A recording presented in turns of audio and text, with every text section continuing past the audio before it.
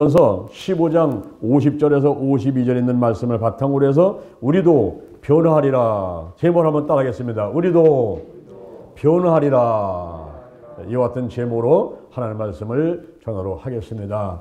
어떤 성도님이 저를 찾아왔어요. 목사님께서는 부활에 대해서 자주 말씀을 하시는데 저는 다른 것은 다 믿을 수 있겠는데 그 부활에 대해서만은 믿어지지가 않아요. 왜 그렇습니까? 그랬더니 우리 아버님이 돌아가셔가지고 화장을 했어요. 그래서 나무 밑에다가 뿌렸는데 우리 아버님이 다시 살아난다는 것은 도저히 이해도 안 되고 믿어지지가 않습니다. 그러는 거예요. 오늘날 이 기독교의 문화는 매장 문화인데 많은 분들이 이제 화장을 하죠. 통계에 보면은 46.7%가 화장을 한다는데 사실 실제는 더한 것 같아요. 화장터에 미리 예약하지 않으면 들어갈 수도 없고 예약한다 하더라도 3시간, 4시간 기다려야 되고 어떤 때는요 4일, 5일장을 치를 수밖에 없는 상황이 올 때도 있어요. 그래서 많은 분들이 화장을 하는데 그러다 보니까 이제 화장을 해서 혹은 뭐 매장을 해서 사람이 죽어서 무덤에 있거나 뭐 나무 밑에 있거나 강이나 바다에 뿌렸거나 이렇게 했을 때에 그 사람이 다시 살아난다? 이 부활에 대해서 이성과 상식과 과학과 의학으로는 받아들일 수가 없다는 거예요. 이게. 그래서 바울이 고린도전서 15장을 통해서 이 부활에 대해서 자세히 말씀을 하면서 부활을 믿지 못한다면 너희들이 믿는 것도 헛것이고 우리가 전파하는 것도 헛것이고 지금 무덤에서 매장됐거나 화장됐거나 잠자는 사람은 다 망한 것이기 때문에 이 부활을 꼭 믿어야 된다. 이렇게 말씀을 하고 있는 것입니다. 사람이 죽으면 어떻게 사느냐? 살아난 다음에 그 몸은 어떻게 되느냐? 오늘날 우리가 어떤 믿음을 가져야 되느냐? 이런 것을 오늘 본문을 통해서 바울이 자세하게 말씀을 해주고 있는 것입니다. 제가 3가지 말씀을 드려갑니다. 첫 번째, 사람이 죽으면 어떻게 사느냐? 한번 따라합니다. 사람이 죽으면 어떻게 살아납니까? 할렐루야. 여러분들 그렇게 말하면서도 퀘션 마크가 이야 이것만은 못 믿겠다 정말 이거. 아니 죽은 사람이 어떻게 부활을 하는 거예요? 다시 살아난다는 게 말이나 돼 그게? 이성과 상식과 과학과 의학으로 이거는 도저히 이거는 믿을 수가 없는 얘기인데 이거를 믿으라고 하니 답답하기만 한 거예요. 답답하게. 그렇다고 해서 우리가 믿지 못하게 생겨 덮어놓고 그냥 그럼 나중에 따지자 뭐 이렇게 하기만도 안 되는 거예요. 왜냐하면 우리가 복음이라는 것은 예수님의 탄생, 예수님의 죽음, 예수님의 부활, 예수님의 재림 이게 뭐 제대로 지금 우리가 그 내용을 알고서 믿어야 되는데 그냥 덮어놓고 그건 내가 모르겠으니까 얘기하지 말자 이런다고 모든 게 다 해결되는 게 아니란 말입니다. 여기 여러분 공기가 있습니까? 공기 있어요? 손에 잡힙니까? 안 잡히죠. 눈에 보입니까? 안 보이죠. 그러면 공기 있다 없다 야 이거 논쟁하지 말고 덮어버려. 공기 있는지 없는지 모르겠어. 이렇게 말할 겁니까 여러분? 우리가 하나님을 믿는 믿음이라는 것은 손에 잡히는 게 아니죠. 눈에 보이는 것도 아니죠. 그런데 의심하지 않고 받아들일 수 있는 그런 마음이 돼야 되는데 그게 안 되고 사람이 죽으면 어떻게 살아난단 말이에요. 이 성경에서 이 부활사성은 구약시 때나 신약이 아주 중요한 교리인데 이거를 믿지 못한다면 우리가 어떻게 믿음이 있다고 할 수가 있겠습니까? 그래서 이 부활을 우리가 자세히 내용을 알고 이제 믿는 저와 여러분이 되야만 되겠습니다. 고린도 전서 15장 12절 이하에서 이렇게 말합니다. 그리스도께서 죽은 자 가운데 다시 살아났다고 전파되셨거늘 너희 중에 어떤 사람들은 어찌하여 죽은 자의 부활이 없다고 하느냐? 죽은 자의 부활이 없으면은 그리스도께서도 살아나지 못하실 것이고 그리스도 예수님이 죽은 자 가운데서 3일 만에 살아나셨다고 하는데 그 살아나지 못하셨다고 한다면은 우리의 전파하는 것도 헛것이고 너희의 믿음도 헛것이고 우리는 하나님의 거짓 증인으로 발견되리니 하나님께서 그리스도를 살리셨다고 이렇게 우리가 증거하였습니다. 죽은 자가 다시 사는 것이 없으면 하나님의 예수 그리스도를 다시 살리지 못하셨을 것이고, 또 죽은 자가 다시 사는 것이 없으면 그리스도도 살지 못하였으리라. 예수 그리스도가 다시 살지 못하셨으면 너의 믿음도 헛거요. 너는 여전히 죄 가운데 있는 거예요. 그리고 예수 믿다가 무덤에서 매장됐거나 화장됐거나 지금 땅속에 있는 사람들은 다 망한 거예요. 다 망한 거. 그리고 우리의 바라는 것이 이생뿐이면, 만일 우리의 바라는 것이 이생뿐이면 모든 사람 가운데 우리는 더욱 불쌍한 자가 되는 것이다. 그랬어요. 여러분, 이 부활을 믿지 못한다면 우리의 믿음이 헛거라는 거예요. 그러니까 부활은 이 기초고 이게 터고 이게 믿음의 시작이고 끝이고 아주 중요한 그 교리인데, 그 내용인데, 이것을 믿지 못한다고 하면은 어찌 믿는 사람이다라고 하나님의 자녀라고 할 수가 있겠느냐 하는 것입니다. 우리가 복음을 전하면서 예수 믿으세요, 나가서 전도하는 거 다 헛거야.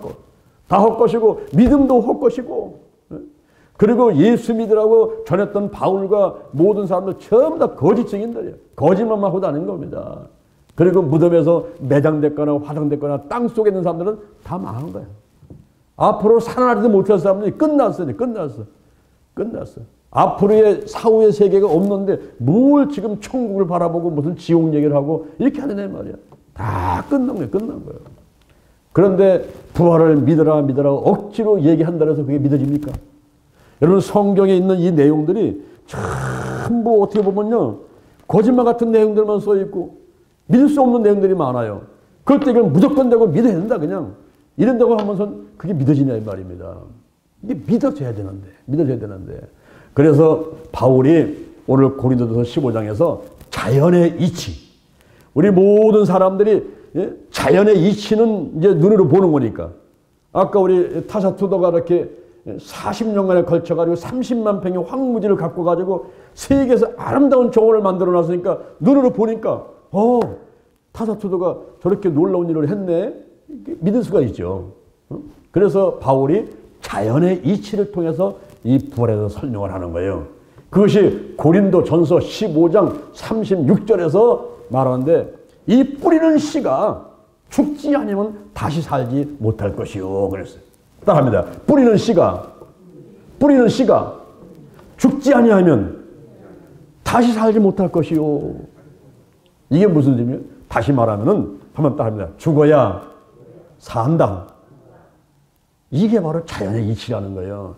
죽어야 사는 게 자연의 이치라는 거예요. 아니, 이렇게 목사님 무슨 말씀이세요? 죽어야 산다니 자연에 무슨 그런 게 있어요? 예수님이 말씀하셨잖아요. 요한복음 12장 24절에서 한 알의 밀이 땅에 떨어져 가지고 죽지 아니하면 한 알 그대로 있는데 죽으면 많은 열매를 맺느니라 그랬어요. 여러분이 뿌리는 씨 보세요. 씨앗을 뿌린단 말이에요. 호박씨를 뿌려, 콩을 그리고 뭐 팥을 심어. 이 씨를 뿌릴 때 그 씨가 죽어야 거기서 싹이 나가지고 자라가지고 열매를 맺게 된다는 말입니다. 이런 얘기예요. 그러니까 죽어야 산단 말이야, 죽어. 근데 죽지 않고 가만히 있으면은 그거 한 알 그대로 있어요, 한 알.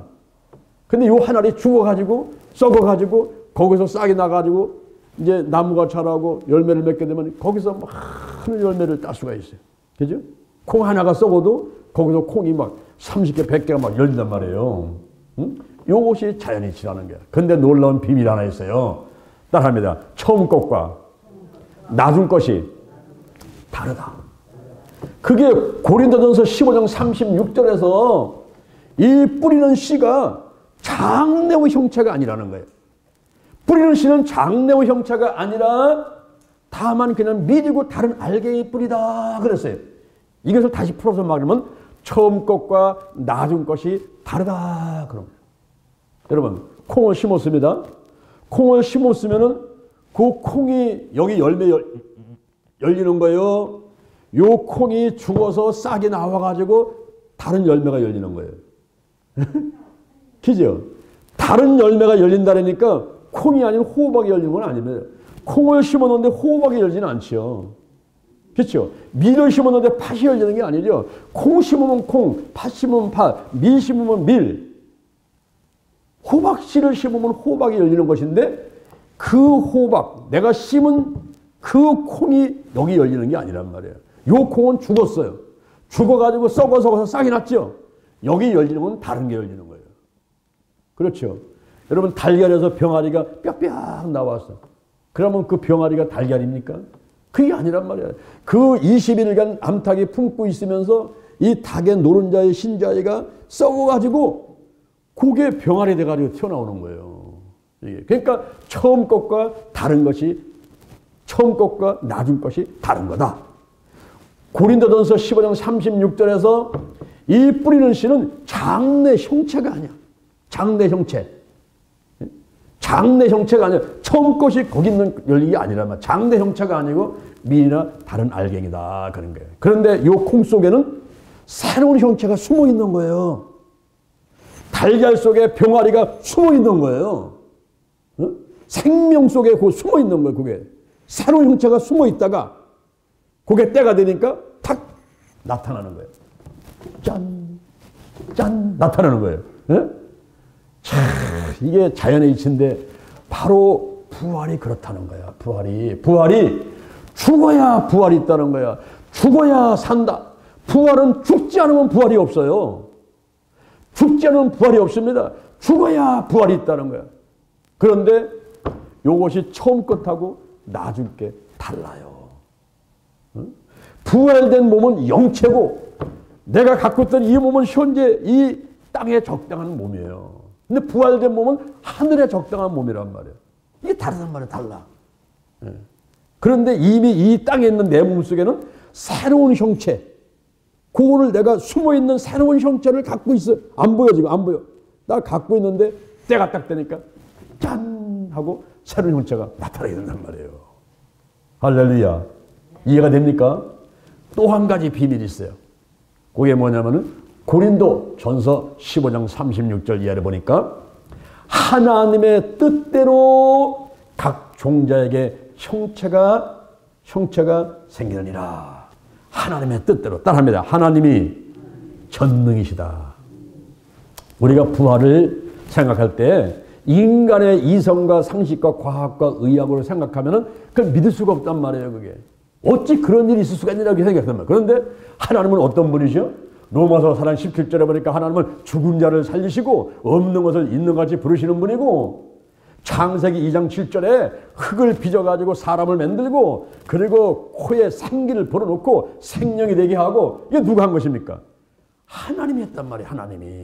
하나님은 전지전능하시다. 하나님은 못할 게 없다는 거예요. 이 부활이 뭡니까? 고린도 전서 6장 14절에 보니까 부활은 하나님께서 하나님의 능력으로 살리신 게 부활이다 그랬어요. 그러니까 여러분들의 수준에서 생각하지 말고 하나님의 수준으로, 하나님의 생각으로, 하나님의 능력으로 생각해야 이 부활의 문제가 풀린단 말이에요. 아멘? 아멘? 지금 이해가 되는 거죠, 지금? 제가 말씀한 게 이해가 되는 거죠? 지금 마스크 썼으니까 지금 끄떡끄떡 하시는데, 예? 이해가 되는 거죠? 예. 참, 이게 놀라운 비밀이에요. 놀라운 비밀. 에스겔서 37장에 보니까 에스겔이 성령한테 이끌려가지고 그 에스겔 골짜기 갔어요. 거기 보니까 마른 뼈들이 쫙 풀어있습니다. 사람이 죽어가지고 해골된 거지, 해골. 그래가지고 막 머리, 발이 탈 막 그 뼈들이 막 치면 널려있는 거예요. 하나님이 에스겔한테 묻습니다. 에스겔아, 저 마른 뼈들이 능히 살겠느냐? 그때 에스겔이 대답을 잘해야 돼요. 아, 그건 못 삽니다. 어떻게 삽니까? 그게 죽은 게 어떻게 살아나요? 지금은 나무 막대기 같이 죽어가지고 그냥 뼈만 남고서는 해골만 있는데 목이 살아납니까? 이래버리면 야 이놈아, 넌 믿음이 없구나. 혼날 수 있잖아요. 근데 또 자기가 살아납니다. 이랬다가는 그럼 네가 한번 살려봐. 장담하면 호프만 떨었지 한번 해봐. 네가 못하는 거야. 안 되는 거야. 그래서 에스겔이 뭐라고 대답했습니까? 한번 따라합니다. 주께서 아시나이다.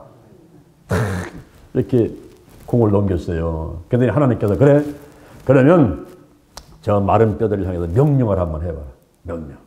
마른 뼈들아 힘줄이 생기고 살이 덮이고 가죽으로 덮이고 살아나라 이러면서 한번 명령을 한번 해봐라. 그래서 하나님이 시키는 데로다가 그 마른 뼈들을 향해서 마른 뼈들아 힘줄이 생겨라 살이 입혀라 가죽으로 덮여라 명령을 했더니 와 뼈들이 막 움직이면서 소리가 막 나면서 입뼈 젖뼈가 막 맞아 들어가더니만 거기에 힘줄이 생기고 살이 올라가고 막 가죽이 덮이고 이래가지고 사람들이 살아났는데 전부 드러나 있어요. 죽은 자같이. 그때 하나님께서 이제는 생기를 향해서 명령을 해라. 생기가 뭡니까? 생기는 루하흐 영을 말해 영. 생기를 해서 명령하라. 그래서 에스겔이 명령합니다. 생기야 사방에서 불어와서 저 죽은 자 같은 사람에게 들어가라. 그랬더니 그들에게로 생기가 들어가니까 이들이 살아나가지고 일어나는데 큰 군대가 되었더라. 할렐루야. 이게 바로 에스겔에서 성경에 나오는 이야기란 말이에요. 어? 지금 어떤 분들은 눈만 껌뻑껌뻑 하면서 지금 목사님 뭔 얘기를 하고 있는 거예요. 이거 보고 있는 사람도 있는데 여러분 성경에 그게 나와 있단 말이에요. 에스겔서 37장에 성경에. 응? 그래서 우리가 이 부활이라 하는 것은 우리가 사람의 이성과 상식과 과학과 의욕으로만 이것을 갖다가 막 분석하고 받아들이려고 이렇게 그렇게 어리석은 행동을 하지 말고 이 부활은 뭐냐면 죽어야 사는 거예요. 자연 이치를 보고 바울이 설명한 대로 죽어야 산다. 즉 죽음이 있으면 그 다음에 부활이 오는 거예요. 부활이. 죽지 않은 사람은 휴고를 하는 거예요. 휴고. 그 죽지 않은 사람은 변화돼 가지고 올라가는 거지. 산 사람은 부활이 없어요.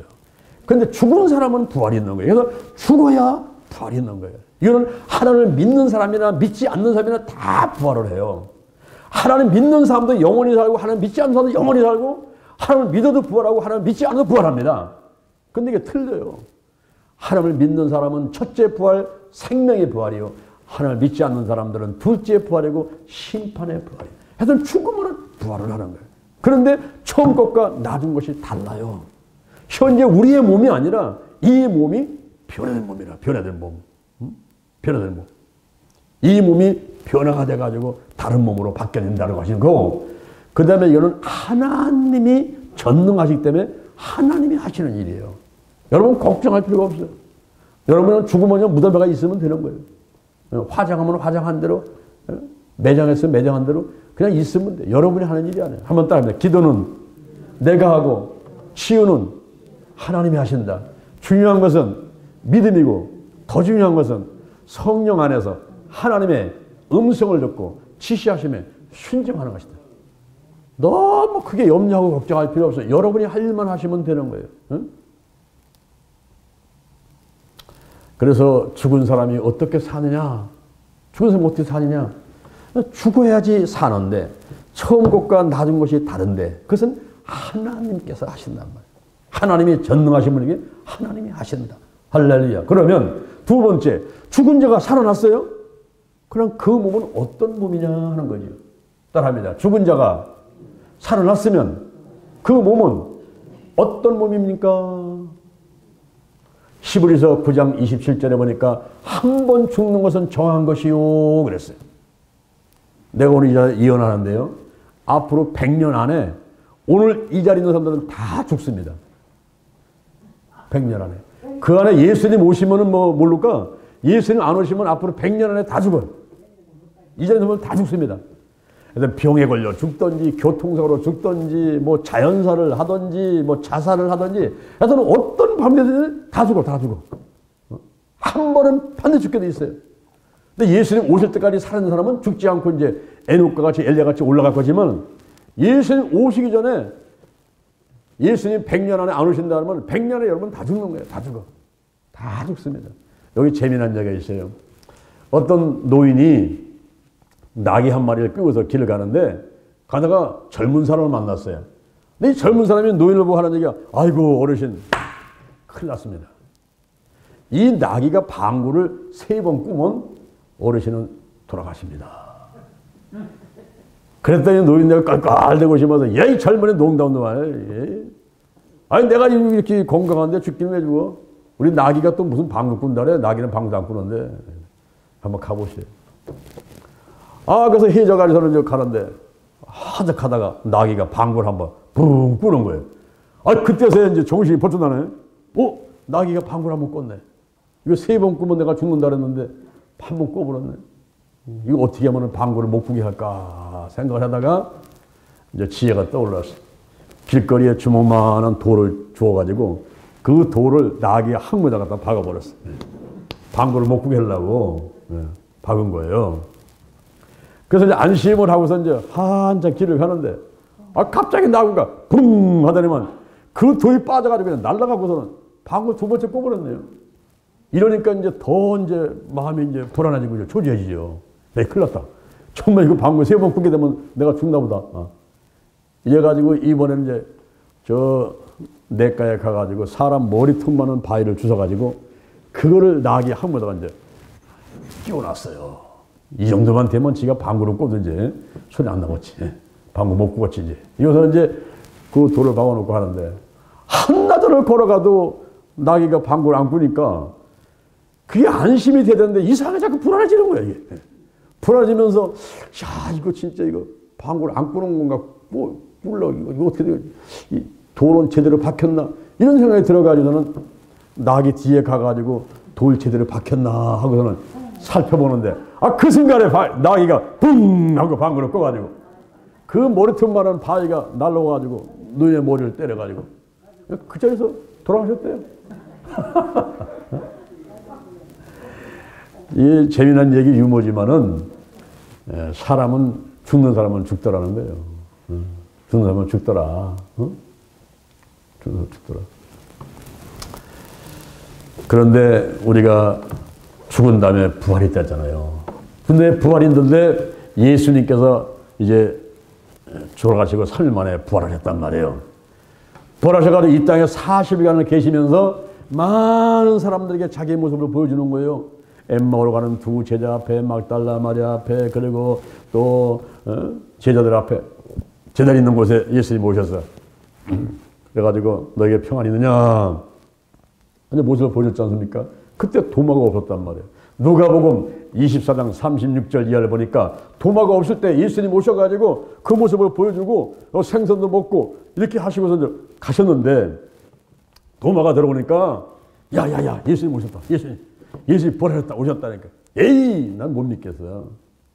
내 손가락을 그 못자국에 집어넣어보고 내 속을 옆구리에 집어넣고 내가 그래고 나서야 믿지 나는 못 믿겠다고 이렇게 도마가 얘기합니다. 그 말을 예수님이도 다 들으셨어요. 그래서 8일 만에 8일 만에 예수님이 다시 찾아오시는데 오셔가지고 도마야 이리 와봐. 내가 지난번에 내가 얘기한 거 다 들었어. 이리 와가지고 네 손가락을 여기 못자국에 한번 집어넣어봐. 그리고 내 손을 내 옆구리에 한번 집어넣어봐. 그리고 믿는 자가 되거라. 아이고 나의 주님이시면 나의 하나님이십니다. 그 자리에 바짝 엎드려 바바바바바 도마가 떨고 있으니까 너는 나를 본고로 믿느냐? 보지 못하고 믿는 자들이 복되도다. 할렐루야.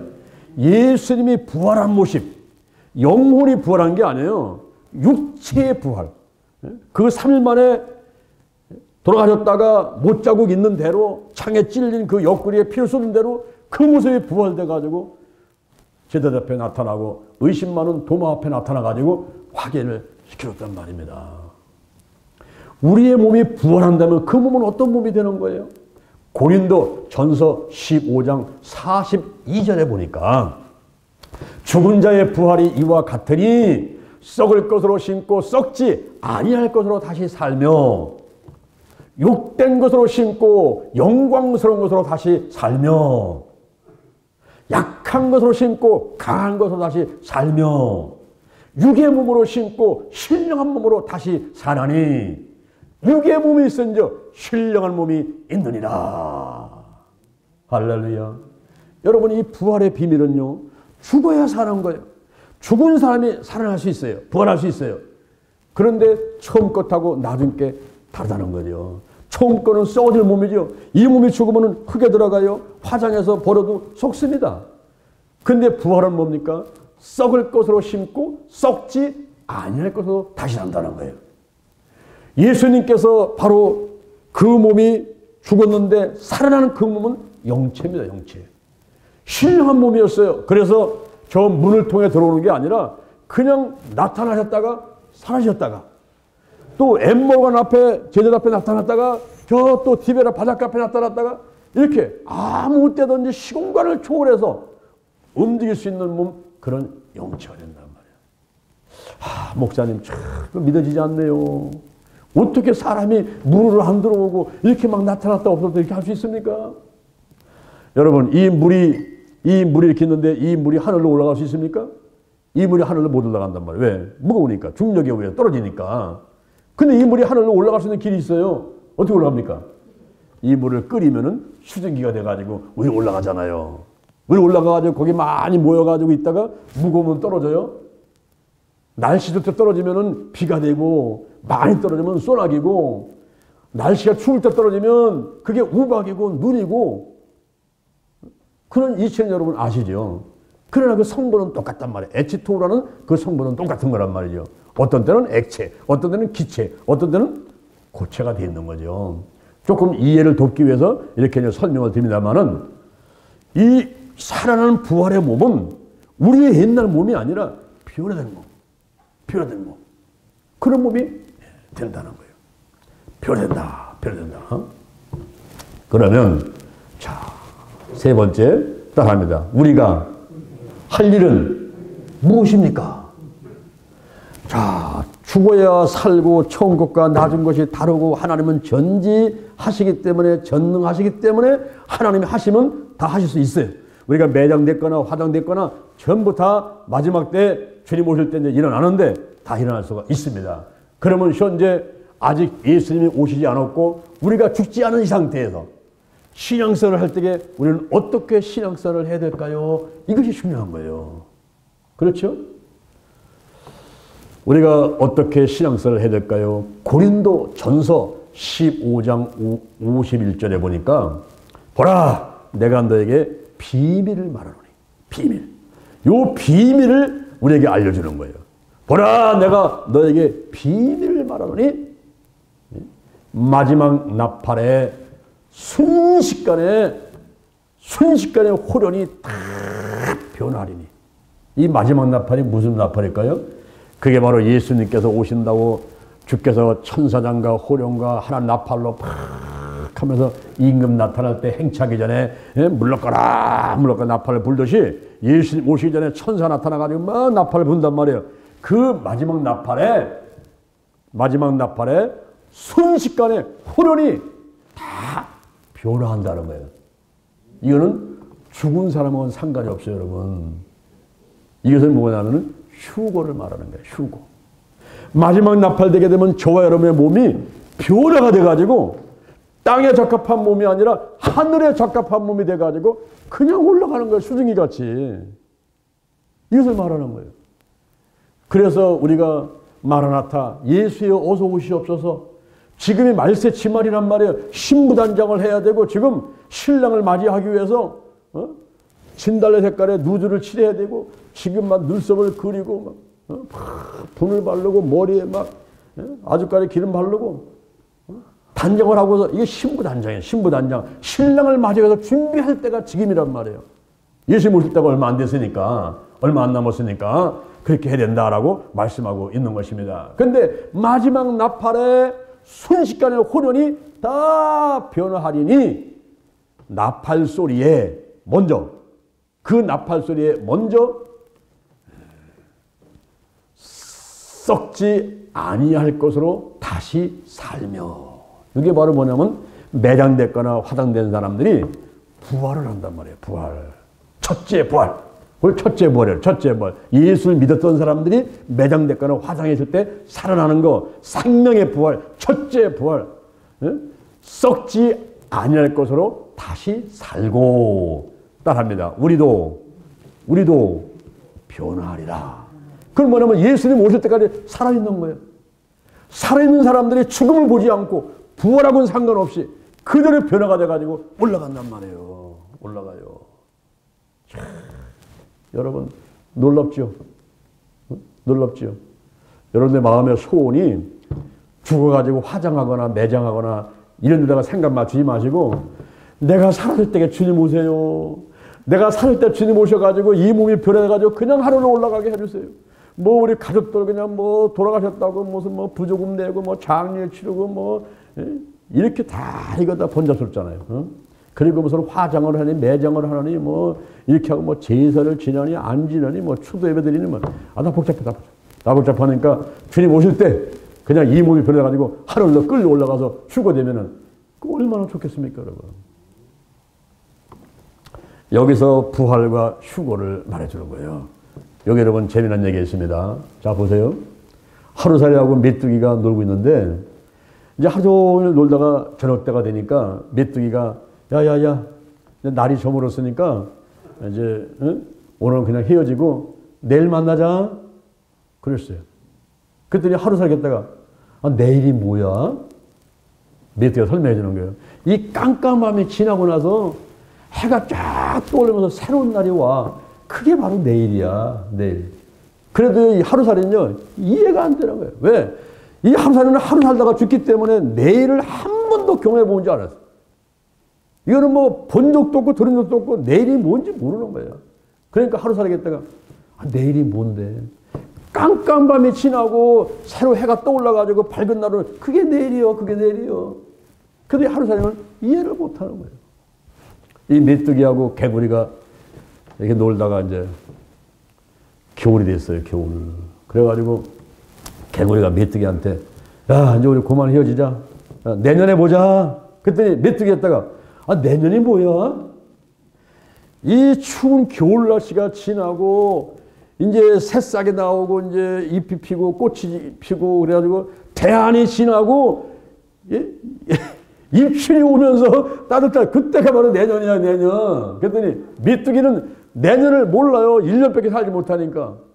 아니 내년이 뭐야. 아무리 설명해도 메뚜기는 내년이 뭔지 몰라요. 내년이. 여러분 하나님을 믿지 않는 사람들다가 설명을 해봐도 부활이 뭔지 몰라요. 지금 하나님을 믿는다고 와서 10년 20년 신앙생활 하는 사람들 지금 이게 잘 믿어지지 않는데 하나님을 믿지 않는 사람들 말씀을 전혀 들어보지 못한 사람한테다가 뭐 천국 얘기를 하고 뭐 지옥 얘기를 하고 그리고 무슨 뭐 부활 얘기를 하고 휴고 얘기를 하고 이거 얘기해봐요. 아무도 몰라요. 몰라. 아니 휴고가 뭐요? 부활이 뭐요? 천국이 뭐요? 근데 우리는 뭡니까? 우리는 다 알아. 다 알아. 천국도 알고 지옥도 알고 부활도 알고 휴고도 알고 할렐루야. 다 알아. 다 알아. 그러니 우리가 얼마나 행복한 사람들이에요. 그래서 고린도 전서 15장 57절에서 예수 그리스도로 말미암아 이김을 주시는 하나님께 감사하노라. 여러분 부활은요 사망을 이긴 거잖아요. 사망아 내가 어디 있느냐? 사망아 내가 쏘는 것이 어디 있느냐? 사망을 완전히 이긴 게 부활이란 말이에요. 그러니까 예수 그리스도로 말미암아 이김을 주시는 하나님께 감사하노라. 감사하노라. 우리에게는요 한없는 희망이 있어요.